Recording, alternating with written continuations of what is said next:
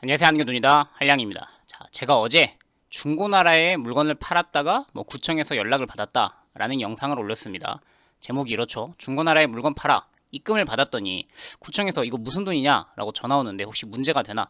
예, 이 영상을 보시면 아시겠지만 결론은 아무 문제 없다. 중고 물품을 팔든 당근 거래를 하든 그거를 내가 사업자 등록을 해서 매입 물건을 사다가 어느 정도 마진을 남겨서 매일 파는 사람, 이렇게 내가 개인 사업을 한다 이 정도가 아닌 이상 전 국민 누구도 문제가 없다라고 영상을 드렸고요. 근데 다른 분들, 영상을 보신 분들이 궁금했던 거는 중고나라 거래했다고 구청에서 연락이 온다고? 내 통장에 입금을 홍길동 씨가 중고나라 물품 2만 원, 이 2만 원, 3만 원짜리도 전부 들여다본다라고 질문을 주셨는데요. 그렇지 않습니다. 자, 어제 질문이 기초수급자 분이 집에 있는 물건을 중고나라에 팔았더니 통장으로 받았는데 구청에서 전화가 왔다. 그 돈이 무엇이냐라고. 근데 이게 저도 약간 이 질문을 보면서 정확하진 않다라는 생각을 했던 게 본인 이야기가 아니고요. 그 다음에 이 통장을 들여다봤다라는 내용이 정확하게 중고나라 이 물품 때문에 구청에서 연락이 왔는지 아니면 다른 일 때문에 선생님 재산이 많이 늘었는데 어떤 이유 때문인지 통장 내역을 한번 봅시다 해서 보던 와중에 홍길동 씨한테 받은 돈 아니면 홍길순 씨한테 받은 돈 이런 것들은 뭐냐라고 다른 업무 중에 어떤 입금된 내역의 출처를 묻는 건지 이것이 본인 일이 아니기 때문에 정확하지 않고요. 그 다음에 통장 내역을 다 들여다보냐? 그렇지 않습니다. 제 영상 중에 수급자 통장 조회 같은 걸 할 때 입출금 내역을 전부 다 들여다보게 되나요? 라는 영상을 한 2개월 전에 올려다 드린 적이 있고요. 이거 보지 않습니다. 기초 수급자의 재산 내역을 볼 때 금융재산, 통장 잔고, 주식, 보험 이런 것들이 다 금융재산이죠. 근데 보면은 요구불 예금은 3개월 평균 잔액, 저축성 예금은 계좌 잔액, 자 잔액이 얼마인지를 보게 돼 있지 누가 얼마씩 입금했는지는 볼 수도 없고 그 내역이 너무 많아서 현실적으로 보는 것도 불가능합니다. 그래서 만약에 내가 저축, 목돈이 들어가 있는 예금 적금이 있다. 예금 적금을 우리가 흔히 저축성 예금이라고 하죠. 최종 잔액을 봅니다. 근데 어떤 사람들에겐 통장 내역을 제출하라라고 요구할 수도 있는 이유는 최종 잔액이 이분이 작년 10월 달에 확인 조사할 때 500만 원이었어요. 이분의 전체 재산이 500만 원. 그런데 올해 보니까 1000만 원으로 약 500만 원이 늘어난 거예요. 6개월 만에 500만 원이 늘어났다? 기초 수급비를 받아서 다 저축을 해도 그건 안 될 텐데 이 돈이 어디서 났지? 잔액이 갑자기 늘었을 때 이때 통장 내역, 자세한 내역을 한번 제출받습니다. 특히나 이때도 지출, 돈을 어디다 썼는지는 별로 궁금하지도 않기 때문에 보통은 입금 내역, 누구에게 얼마를 받았는지 이 통장에 대해서 땡땡 은행 있죠. 우리은행의 최근 6개월 통장 내역을 입금 내역만 출력해서 주세요 라고 요구를 합니다. 그 말인즉슨 통장 내역 자체를 들여다보는 것 자체가 권한도 없고 그러기도 너무 현실적으로 불가능하다는 겁니다.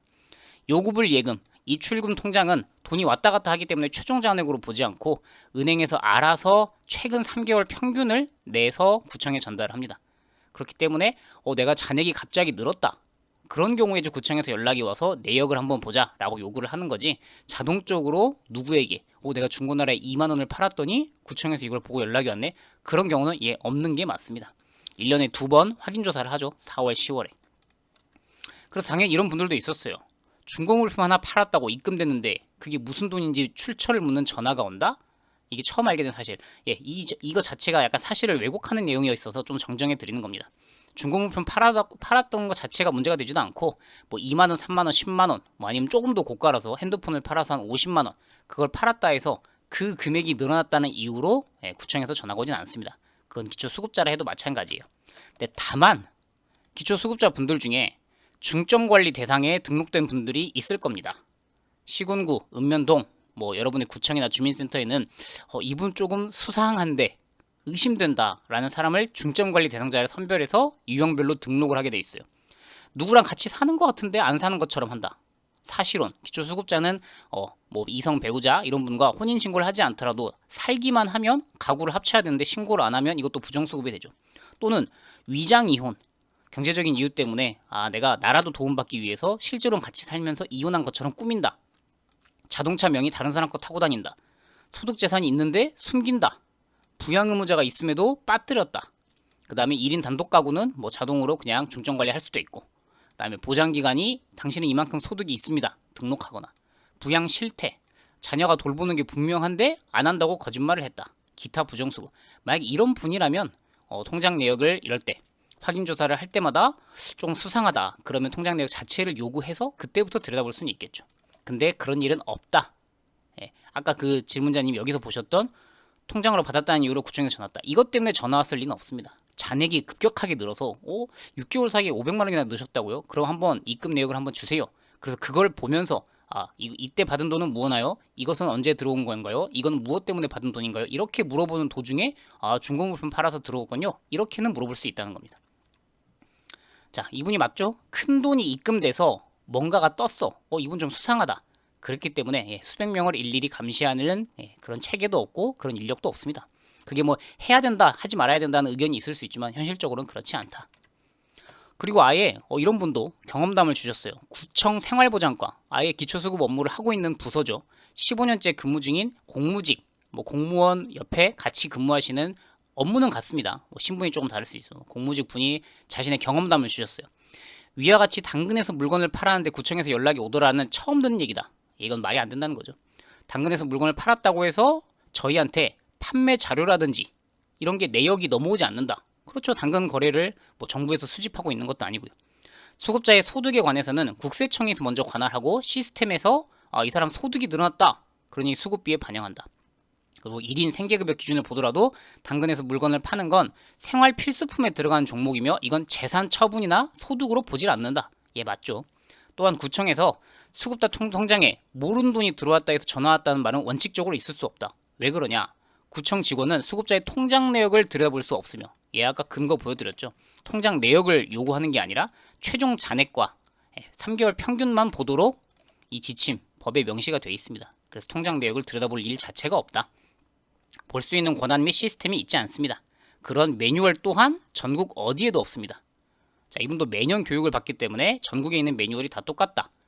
지역마다 조금씩 수급 정책과 수급비 지원이 다를 뿐이지 당연히 이거는 국민기초생활수급자는 법 개정 사항이고 전국 단위 사업이기 때문에 똑같죠.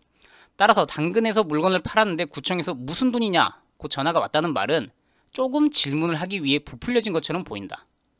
만약에 이게 진짜로 전화 왔다. 그것 때문에 전화가 왔다면 이거는 분명히 개인정보법 위반, 근거도 없는 내용을 가지고 통장 내역을 들여다본 이 공무원 개인에도 문제가 있기 때문에 이것도 고소할 정도로 문제가 된다. 라고 아예 정확하게 답변해 주셨습니다. 이분의 여기도 마찬가지죠. 통장 내역을 5만원, 10만원, 20만원 이걸 들여다보고 있지도 않고 그럴 권한도 없기 때문에 그것 때문에 연락이 왔을 리가 없다. 그래서 아까 다른 분 얘기처럼 뭔가 큰 입금액 이게 들어와서 절차가 그렇게 되겠죠. 확인조사를 하다 보니 작년보다 6개월 사이에 통장 잔고가 늘었어요. 그래서 그때 입금 내역을 제출을 요구합니다. 제출을 요구한다는 말 자체가 본인들이 알아서 은행 홈페이지에 들어가서 홍길동 씨의 계좌 내역을 들여다볼 권한이 없는 거죠. 그래서 그거를 오프라인으로 출력된 문서를 받아서 하나씩 입금자가 누구인지 이건 어디서 들어온 돈인지 그때 내역을 물을 수는 있습니다. 통장 내역 제출을 요구하는 것은 당연히 합법적인 권한입니다. 그래서 아까 말했듯이 뭔가 의심가는 사정이 있다면 공무원은 언제든 통장 내역을 요구할 수는 있습니다. 그렇기 때문에 거기서 중고거래로 물건을 팔아서 돈이 들어왔다. 이것 때문에 이건 무슨 돈이냐 이 정도를 물어본 거지 그것 자체가 문제는 없다 라고 답변 드릴게요.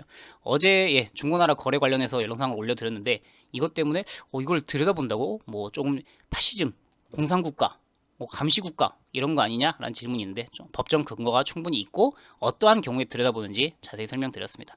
또 다른 유용한 정보 있을 때 찾아도 할게요. 안녕히 계십시오.